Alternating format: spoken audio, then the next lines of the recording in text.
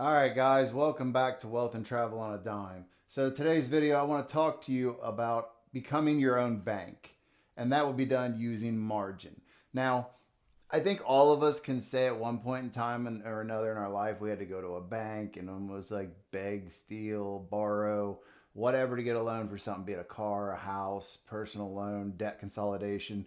And it may be the same when you're trying to build your credit with credit cards.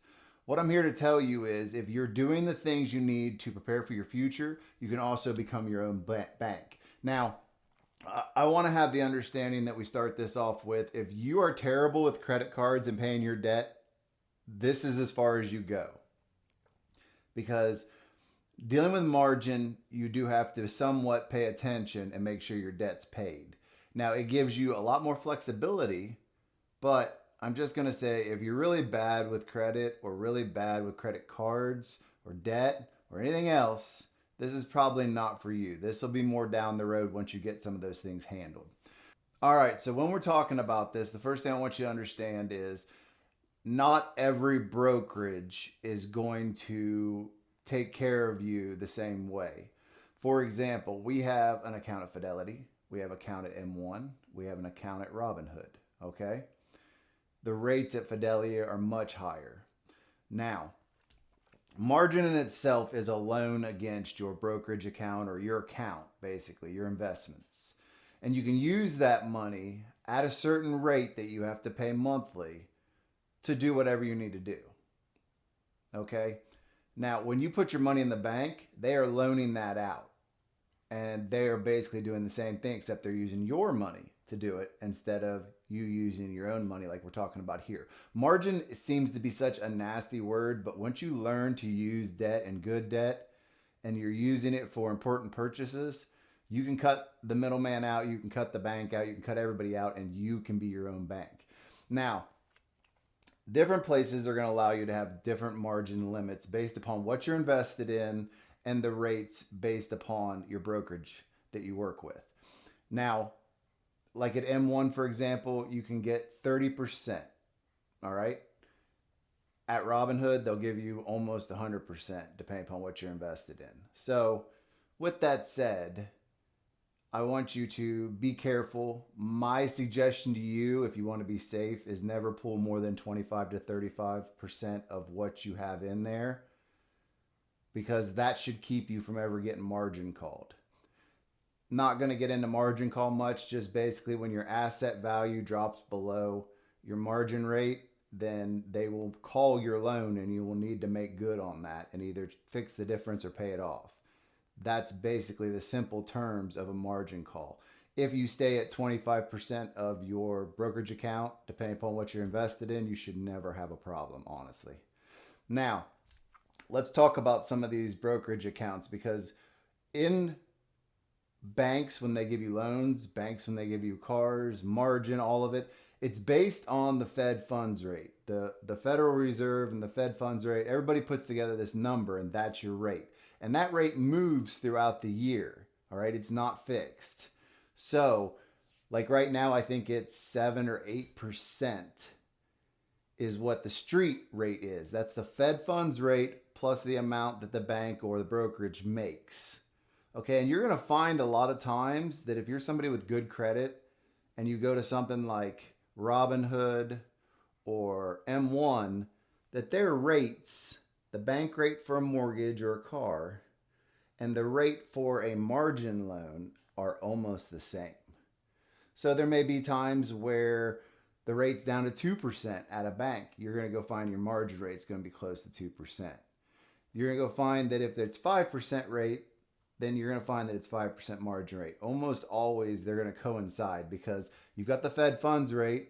So right now it's probably at 5, 6, whatever. And then the rate that they actually give you from a bank for their icing on top or margin from a brokerage is going to be above that.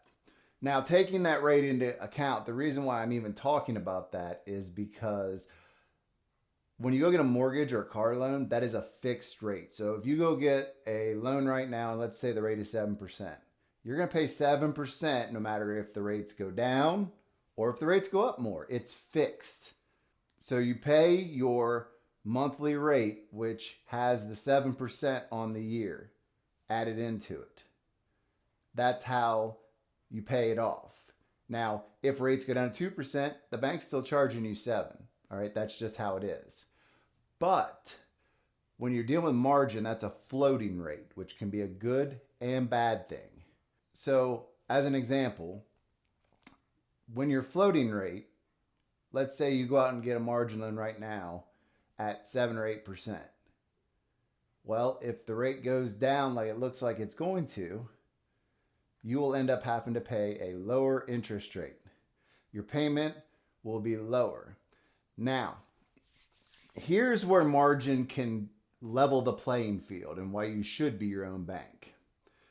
When you have a house, if you don't make your payment, then they're going to take your house. When you have a car, if you don't make your payment, they're going to take your car. With margin, if you go to make a payment, all you have to pay is your interest. You don't have to make payments. You can make payments whenever you want. This is why the rich use margin to do things. They don't have to go beg to banks and stuff. They go in, they leverage their own investment account. All right? And if they've got $1,000 to pay back towards it this week, they pay it. Next week, they may not. As long as they pay that monthly interest, then they're good to go. This is how you can make yourself be the bank. If they're going to charge you 8% at the bank to get a loan, and you can get 8% on yourself, but pay it back on your terms, whether it's faster, slower, and not have to go beg to them and do all that paperwork, because this is instantaneous, guys. This could be sitting in your account. If you don't want any fee, you could have this in your account in, 48 hours. If you wanted the instant transfer, you can pay a percentage and get it instant transferred. Now, this is not going to be popular, but I'm going to tell you, especially with the instant transfer now at Robinhood, why do you need an emergency fund? Why are you letting uninvested cash sit there? Do I think you should have actual cash at your house if you need to pay the kid down the street, or if you got, $100 got to go out for something you're buying off Craigslist? Yeah, I mean, you should have cash at your house. But these people that hold $3,000 to $5,000, like you hear Dave Ramsey and all them tell you, in an emergency fund, in just a bank doing nothing, that's silly. That makes no sense in the world we live in now. If you have a credit card or you have margin, then you should never have to worry about that again. Uninvested money makes you no money. And that's something I want you to understand of what a powerful tool margin is. Because I just showed you a way where $3,000 to $4,000 that most people keep as emergency fund can be invested, making anywhere from 7 to 12% a year, on top of it being invested and having the availability of it in margin. Margin is a very powerful tool that all the rich use. They use it because it simply is you being your own bank. You can make your own decisions. You're not sitting waiting to see if you can get the loan. You're not calling around to different banks trying to get the best deal, trying to get someone to accept you. The moment you take control out of the banker's hands and put them back into yours, you will be richer for it. Now, what can we do with margin loans? Let's just talk about that. Let's say you're in a car loan right now. All right. And let's say you had to get it from a buy here, pay here. Or let's say you bought it when rates were at their peak, and over the next year, if rates drop, you want a better rate because you won't pay all that interest. You could borrow out enough to pay your car off and then just pay that back to your margin. You could pay off your home with it, doing the exact same thing. Maybe you bought when it was at the peak. And, a year from now, if it hits 5%, let's say, it would just make sense to pay it off. Now, it's important not to use this for dumb things. And when I say dumb things, that's going to be a personal thing. But don't go take margin loan out because you want to build a deck on your house. Don't go take a margin loan off because you want to get rims on your car. Don't take a margin loan out because you want to fix up your bathroom. Take a margin loan out when you need it, not when you want it.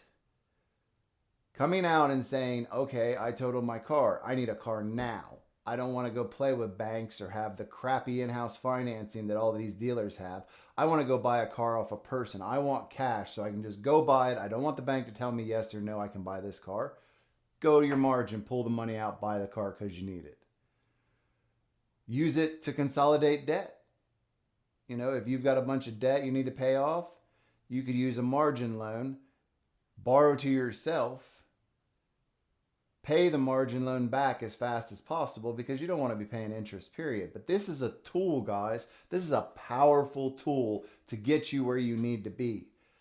And a lot of people talk about, you know, if you do early retirement, what happens if this happens? What happens if that happens? You have to sell all your investments. No, you don't. You have margin. You have options, guys.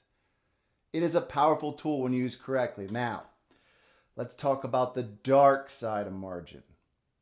All right, we talked about the floating rate. So if the rate skyrockets, that sucks. It's going to cost you more monthly, but it still isn't going to kill you. But let's not play Wall Street bets type. Don't use margin to invest in high risk stocks and try and flip things or do stuff. Don't go try and start a high risk business using margin. All right. If you think it's a good idea to go buy old cars and try and fix them up and sell them, great. Don't use margin to do it. All right.